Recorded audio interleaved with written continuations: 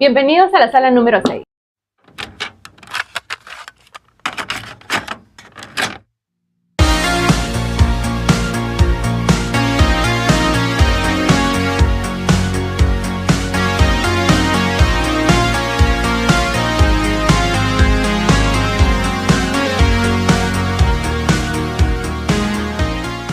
Mi nombre es Ximena Veneros y estoy con David y Alejandro, quienes se presentarán para que los conozcan un poco más. ¿Qué tal? Hola Ximena, hola Alejandro, hola con todos. Mi nombre es David Navarrete Corbera. Y bueno, creo que es importante primero comenzar señalando que esta idea de juntarnos para conversar sobre literatura tiene un fin importante que tiene que ver básicamente con el análisis, la discusión y la difusión, creo yo, de grandes obras de autores locales sobre todo, que por ahí mm, no tanto no porque no tenga mérito, sino que a veces por la forma de la vida y la forma de la cultura se van dejando en el olvido. Qué terrible sería, por ejemplo, que grandes obras de la literatura o del arte en general queden en el olvido y por eso creo que es importante que las discusiones a través ahora de las redes sociales y esas plataformas se den, ¿no? Y bueno, bienvenido a esa discusión y sería interesante poder comentar con ustedes lo que viene ahora en adelante. Bien, bueno, mi nombre es Luis Alejandro. Bienvenidos una vez más a este espacio. Y básicamente partiendo de lo que dijo David, hemos decidido hablar de una novela peruana, una novela hecha en la libertad y una novela que me parece muy interesante, sumamente interesante, y es esta novela que está acá. Espero que ustedes lo puedan apreciar. Se titula Los otros ojos del mar, del escritor Santiago Merino Acevedo. Bien, así que hablar de ello, ¿no? Claro, claro que sí. Vamos a charlar un poco de esta novela. Yo, si me lo permiten, antes de que ustedes puedan comentar Sí. ustedes, quería comentar un poco de Santiago Merino. Santiago Merino es un escritor que ya no nos acompaña lamentablemente, pero que digamos que hace no pocos años era al menos muy importante en nuestra cultura trujillana porque era un escritor reconocido, ¿no? Yo, por ejemplo, tengo este libro de aquí que se llama El cuadro de Marilyn, que es de los premios que ganaron, los cuentos que ganaron el Copé. Santiago ganó el Copé de Oro el año 2016, pero Santiago, por ejemplo, aquí, lo cito, y en el año 74 obtuvo la mención honrosa en cuento en el certamen Casa de las Américas.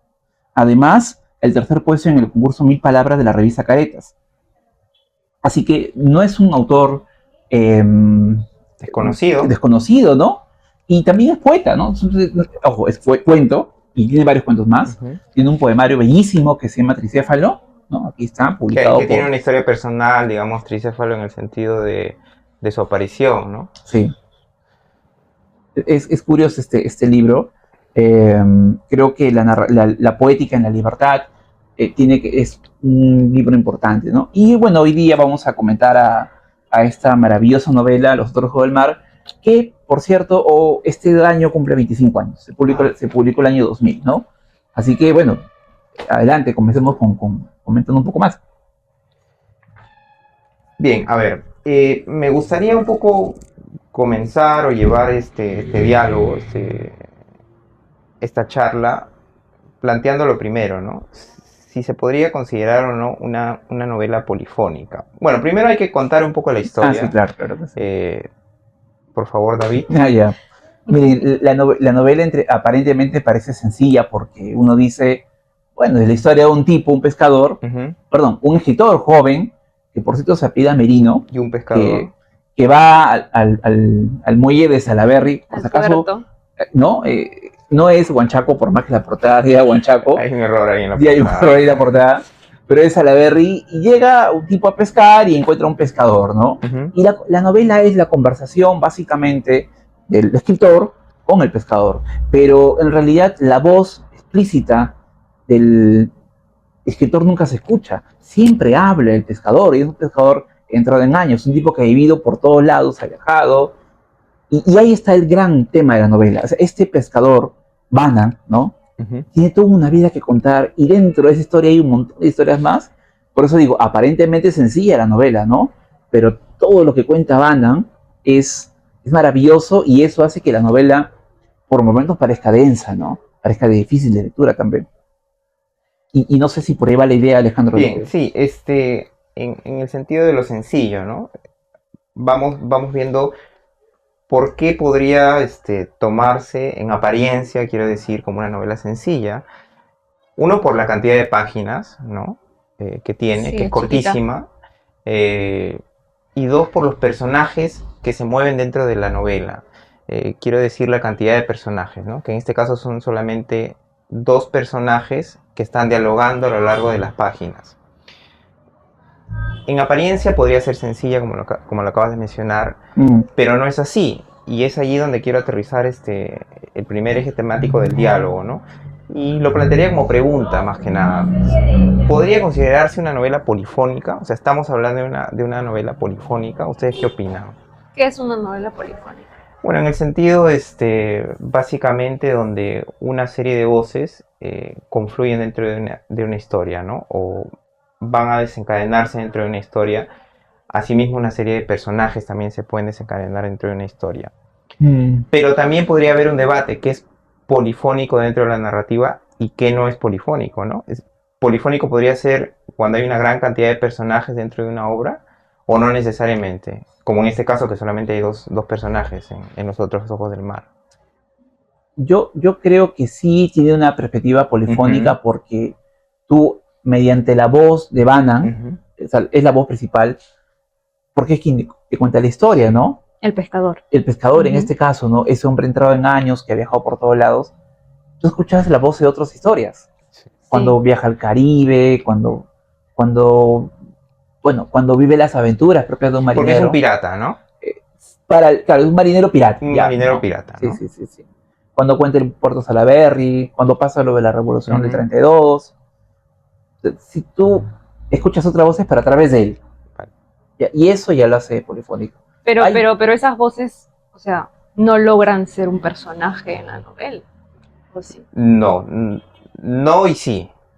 Porque son historias, o sea, las historias se van contando a través de toda la conversación, exacto, ¿no? Pero no logran tener como una historia cada personaje así determinada.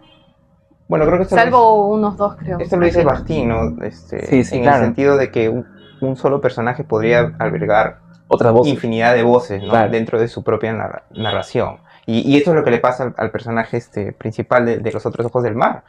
¿Cuántos personajes a través de su voz se van desarrollando a lo largo de la historia?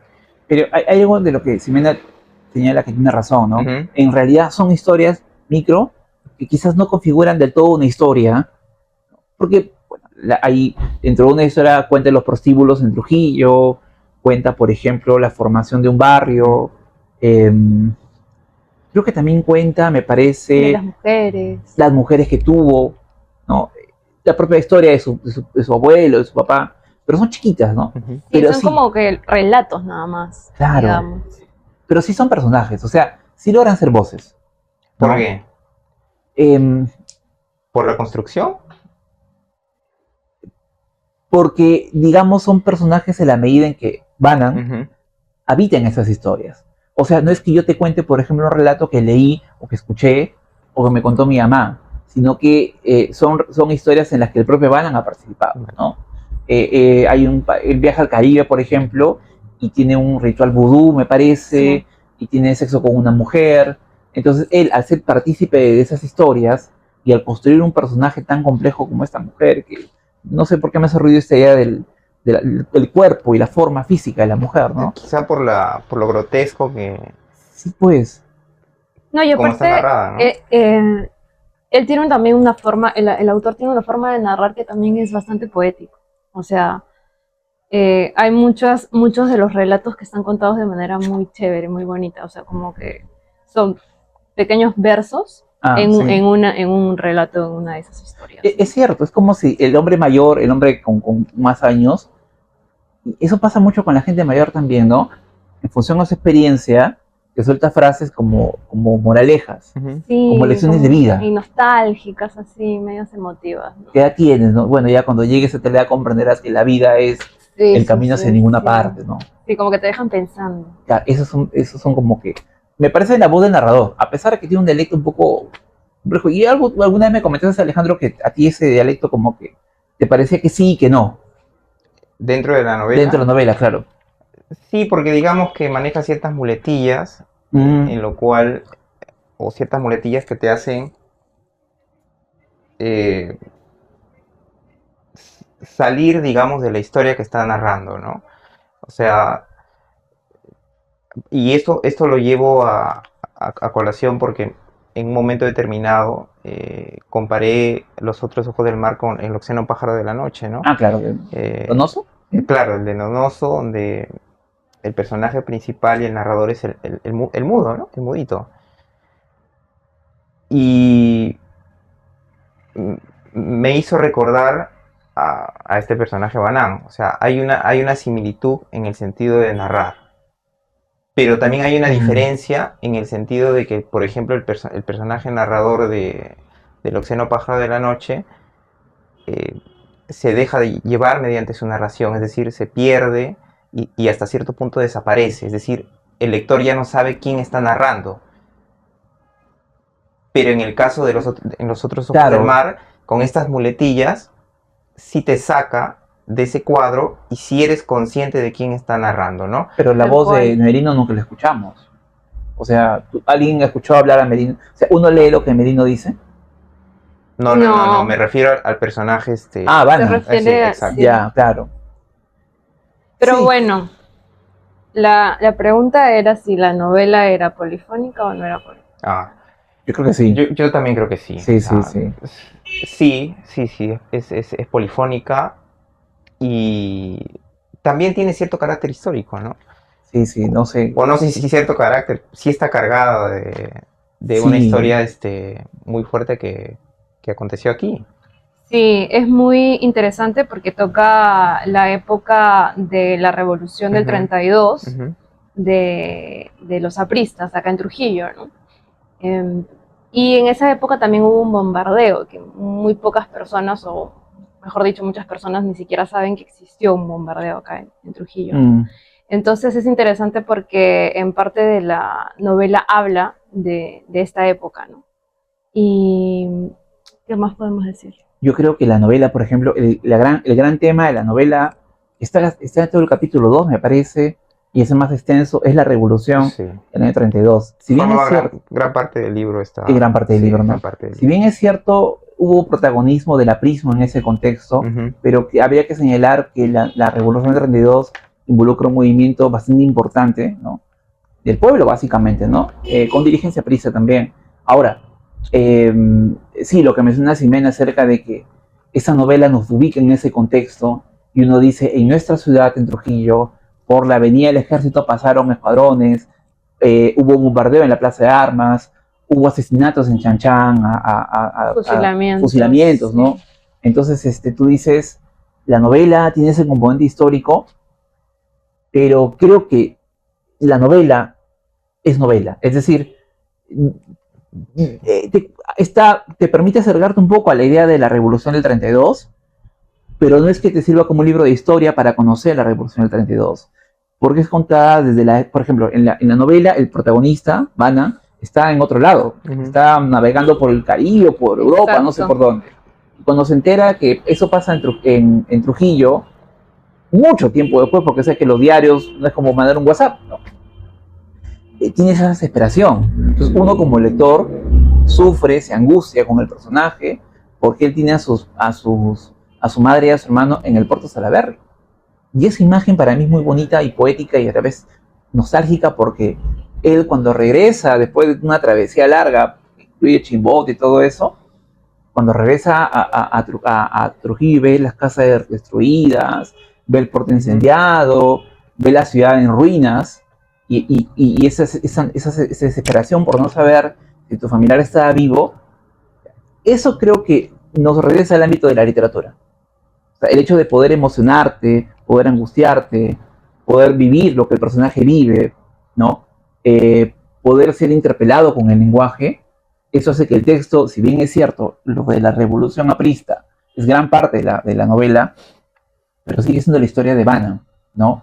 Y sigue siendo la historia del Puerto Salaberry, por ejemplo, Es, más de- que otro. es decir, el escritor utiliza un contexto histórico muy fuerte, Uh pero al -huh. mismo tiempo logra esa intimidad que te permite la literatura, ¿no? Claro. Es decir, esa historia personal que te permite contar la literatura.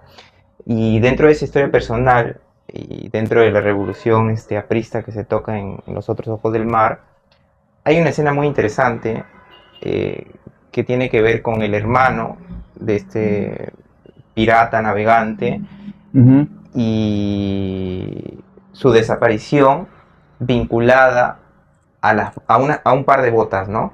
Que están en la casa. Ah, claro. No sé si te acuerdas, Sí, sí, no sí. sé si lo recuerdan, y que en cierto momento ellos creen que el hermano, o están seguros de que el hermano fallece porque estas botas dejan de ser eh, movidas por el viento. No sé si recuerdan esa escena. Es poético Es también. muy Es muy poético, poético. Sí, ¿no? sí, claro, O sea, claro que ese es sí. un claro ejemplo de cómo lo histórico puede ser tratado de una forma tan íntima y creo que Merino lo logra con maestría, ¿no? Al narrar esa escena. Y yo creo también que es como, o sea, esa parte de la revolución del 32 también es como una suerte de cable a tierra porque estás con todas estas historias del mundo que te está contando este personaje del pescador y de la nada te traen a tu tierra, pues, ¿no? O sea, Claro. estás leyendo Sí, sí. cosas muy como a veces mágicas y de la nada te traen a tierra y te cuentan lo de todo lo de la revolución, el bombardeo, Trujillo destrozado, etcétera. Y es como que ahí te conectas un poco, ¿no? Y dices, sí, estoy leyendo una novela de un autor liberteño. Y es cierto, porque Trujillo o sea, la ciudad de Trujillo es la protagonista del libro. Bueno, digamos que es una gran protagonista del libro también. Creo que logra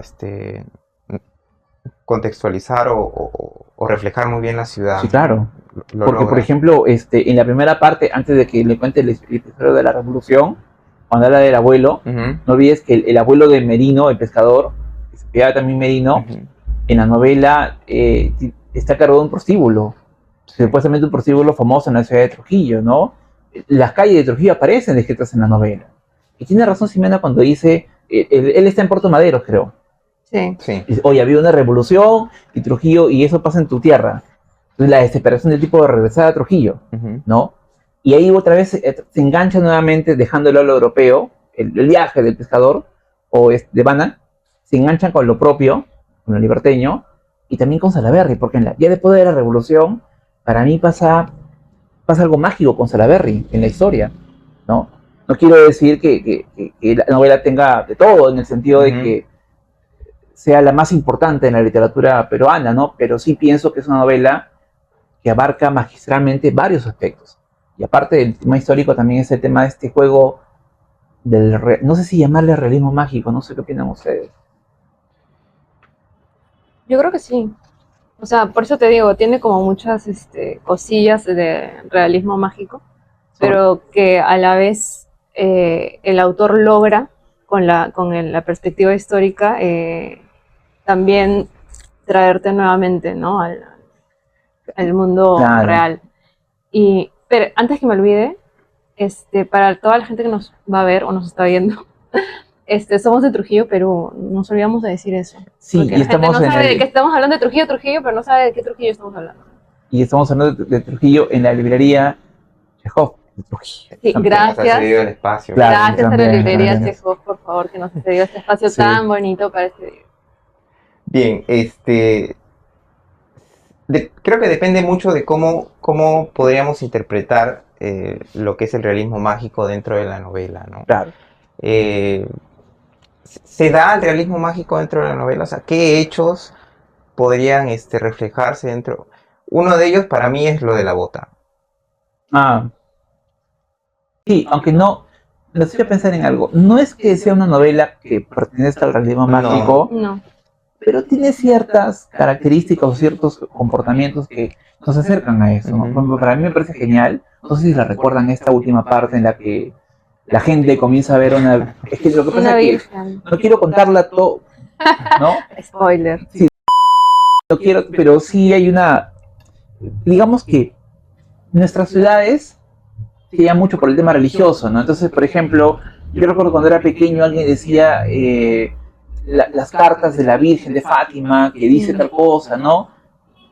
Entonces, somos muy creyentes en ese aspecto, pero también nos aferramos a ciertas cosas, ¿no? Ujú. Entonces, se crea un culto, no voy a contar con detalle, pero digamos que se crea un culto sobre el tema de la aparición de la Virgen Salaberry, ¿no? Ujú. Entonces, no digo si fue verdad o no, pero a la población le conviene que sea verdad, Claro. ¿no? Es como que, con respecto al caso, pero es como que la importancia de la Virgen de la Puerta para Tusco, ¿no? Y ahí, bueno, Merino juega un poco con ese tema de la fe, de la creencia, pero también con un tema, no sé si llamarle irónico, sarcástico, ¿no?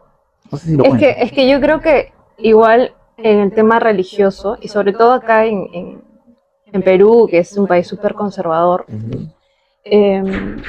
el tema religioso va por allí, ¿no? De que no es tanto el creer en un Dios, en una Virgen, sino es ese anhelo de querer aferrarte a creer en algo que te va a salvar de algo, ¿no? O sea, no es que somos súper devotos y que vamos y esto, el otro, o que vamos a la misa porque queremos ir. No, yo creo que es más el anhelo de la gente por aferrarse a una fe que te va a salvar de muchas cosas que estás pasando, Y eso le ¿no? sucede a a los personajes que... Exacto, Sí, es cierto, exacto. Sí, claro. eso le sucede. Es más, y si viene alguien que no está a favor de eso, nos malogra No es bienvenido, digamos, ¿no? claro. Exacto. A ver, ya para ir dándole un poco más ¿De orden? no sé si de orden, pero sí Es desorden. de desorden a esto, es el título del libro. Ah, bonito título, ¿no? Es muy bonito. Muy bonito, sí, Los sí. otros ojos del mar. Está entre mi top de títulos de que me gustan. Hay títulos bonitos, ¿no? Modiano, Patria A Modiano. ver, no sé si a ustedes les pasa, pero a mí sí me pasa, que es cuando hay un título hermoso, Ujú. o sea, tú quieres o tienes ese anhelo mientras vas leyendo las páginas de encontrarte De encontrar. con ese título hermoso Y está en la novela. Y Sí, está en la está, novela, claro. está en la novela, Sí. y más de una vez está en la novela. Y hasta se vuelve polisémico, ¿no? Exacto. Sí, sí, porque es como que, Pero es polisémico. es que claro, porque el mar, los pescadores son los otros ojos del mar, Exacto. pero el mar también tiene otras, o sea, una cosa es ver la vida desde el de fuera, otra cosa es ver la vida desde el mar, con otros ojos también. O sea, la verdad es muy O sea, metafórico. creo que es esa mirada que adquiere el marinero, ¿no? Ah, también. Y esa misma mirada es la que se desarrolla a lo largo de la novela, ¿no? Es decir, puede funcionar el título también como Los otros ojos del mar, claro, sin estropear el título con lo que voy a decir, eh, Los otros ojos de la Revolución del 32, ¿no? Claro. Entonces, más o menos para darle un quiebre o un sentido a... Porque justo me acaba de hacer recordar algo. Hay una escena en la que van a matar a alguien, Ujú. un militar, ¿no? O un revolucionario, me parece. Porque cabe señalar que los revolucionarios, ¿no? Fueron ajusticiados por el ejército. Fusilados. Creo que Odría, en la época de Odría, creo que fue este levantamiento. Sí, con- No, de Sánchez De Cerro fue, Sí. ¿no? Sí. Ya, sí, Sánchez Cerro, tiene razón. Sí, sí, sí. Y la forma honorable, ¿no? De afrontar la muerte, la nostalgia, esta suerte de causa por el bien común, porque estamos hablando de una revolución que buscaba un criterio de igualdad de justicia, ¿no? Los mismos comportamientos que vemos en la actualidad, por ejemplo, que cuando el pueblo se levanta y protesta, Ujú. el gobierno central utiliza la fuerza, ¿no? El acabar con el otro. Entonces, esa novela tiene eso, tiene todo eso, pero tiene esa otra mirada porque es la mirada del hombre a pie. Ujú. Pienso mucho, por ejemplo, en que cuando Delaney Alexevich habla, por ejemplo, de que una cosa es contar la Segunda Guerra Mundial como acontecimiento y otra cosa es contar la vida de la familia que tiene sueños y aspiraciones y de repente cae una bomba y todo queda despedazado. Total, y hay una parte también en la novela claro, que él le pregunta a su mamá, creo que dice, como que, pero ¿por qué tenemos que nosotros pagar esas culpas? ¿No? Porque ¿qué pasa también con la gente que no está metida en la política, ¿no? Que no es de izquierda ni de ¿Qué pasa derecha, ahí? Ujú. y simplemente le dice, son cosas de la guerra, ¿no? Entonces, Sí, los ahí, otros ya. ojos del mar, o sea, también, ¿no? ¿Cuáles son esos otros ojos en la guerra, ¿no? De esa gente que no está la pugna de poder, pero que sufre las consecuencias, que son la mayoría de las que sufren las consecuencias. Y ¿no? las que lo sufren más, quizás, ¿no? Exacto. Y ¿saben qué pasó también? Que me olvidé contarles, que cuando ustedes me dijeron de esta novela y la leí y pude ver algunas cosas, le pregunté a mi abuelo. Ujú. Y mi abuelo, en el 32, él tenía como 5 años, y él se acuerda, y ahora mi abuelo tiene 98 y está vivo. Entonces comencé a platicarle sobre esto, Uy, qué bacán, y me qué hermoso. dijo, ay, yo me acuerdo que estaba cholacho y mi papá me traía a Trujillo, porque él no era de Trujillo, era de un pueblo más allá, y entonces me traía porque le vendía ganado a un señor, y cuando estábamos ahí, entraron a capturar a apristas, y entonces vinieron también los militares, y la señora, la mamá de la persona que iban a matar, comenzó a gritar, ¿no? Virgencita de la Puerta, por favor, que no maten a mi hijo. Y le dispararon al militar y no lo mataron al hijo, ¿no? Y entonces, ese es Wow. uno de los eventos o sucesos de la vida de mi abuelo por el cual él es devotísimo de la Virgen de la Puerta, pues, hasta hoy, ¿no? Y cada vez que cuenta esto se pone a llorar, o sea. ¿Cómo se conjuga, no? Lo Es una personal, historia que ¿no? podría entrar dentro de Claro, los otros claro. ojos del mar, ¿no? ¿Y sabes qué? Yo pensando como profesor también, digo, qué bacán sería, por ejemplo, que esta novela se lea hoy, 25 años después de su publicación, Ujú. porque es parte de lo que somos como personas, como ciudadanos, porque forma parte de la cultura, de la historia en la cual nos formamos, nos desarrollamos también. O sea, nosotros somos Exacto. herencia de lo cultural, o sea, somos herencia de un legado histórico importante. Entonces, eso sucedió en la ciudad de Trujillo, y si bien es cierto, es una novela de ficción, tiene otros elementos más, pero qué bacán que la novela, por ejemplo, sea cotejada con las fuentes históricas, Ujú. o como lo acaba de hacer muy bien Ximena, con el propio testimonio, Exacto. ¿no? Bueno, creo que una buena novela logra ser un espejo, ¿no? Donde el lector logra, o el grupo de lectores logran reflejarse nítidamente en la obra. Y bueno, con la historia de Ximena y con lo que acabas de decir, me parece que llegó el momento del cierre Sí, y de sí, claro. recomendar que lean, por favor, Los otros ojos del mar. Y ¿Por qué leer Los otros ojos del mar? bueno, ya le hemos dado una serie de Hay un montón de razones. motivos, Espero ¿no? que cuando lo lean encuentren Más. Y ¿no? acercarse también a Santiago Merino en su poesía, en Sí. sus cuentos, ¿no? Y a tantos autores tan importantes e interesantes que tenemos en Locales. Que ya vamos ¿no? a ir comentando. Sí, ojo. Sí, en el siguiente video vamos Sí. a comentar de otro autor Y, local. ojo, hay autores a nivel nacional, europeo, mundial, geniales también, ¿no? De las cuales hay información. No queremos decir nosotros aquí que solamente lo más importante es lo regional o lo local. Queremos que se abran más discusiones y más espacios también para debatir esos grandes autores, ¿no? Esa es la intención más o Bien. menos. Con esa reflexión nos despedimos, chicos. Cuéntenos en los comentarios qué opinan Así, de que nos este comenten. video, de que nos nuestro comenten, primer por favor. video, Sí, por favor. No se olviden de recomendaciones, críticas. suscribirse, por favor, darle like y nos vemos en el Muchas gracias. Gracias. Chao. Gracias.